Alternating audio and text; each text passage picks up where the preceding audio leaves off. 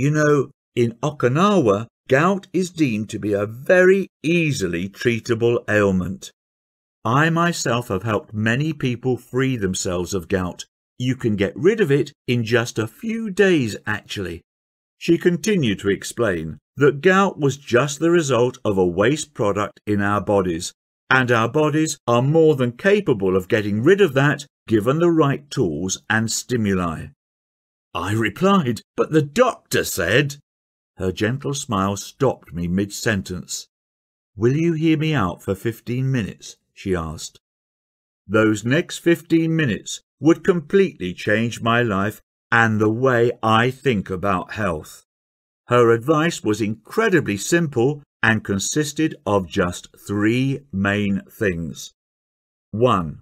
To stop doing something that doctors and all so-called health professionals were asking me to do for my gout.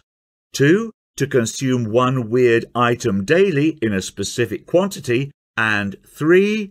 To do a couple of arguably strange but simple movements for a few minutes in each day. And that was it. She promised me this crazy but weird approach would rid me of my gout in 7 days or less. I thanked her and rushed back home, half excited and half dazed by the knowledge she had just dropped on me.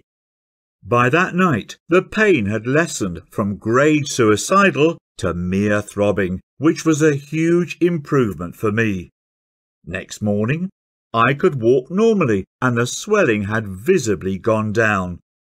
And a whole 7 days later, to my amazement, not only was my gout completely gone, but I was also feeling strangely rejuvenated and more energetic than I'd felt in a long time. My wife and daughter were super proud of me. I'd solved my issue not with quick-fix drugs, but by providing my body with the right conditions to get rid of a waste product, just like Cassie had said.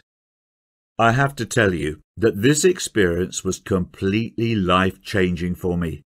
The freedom from pain was totally liberating.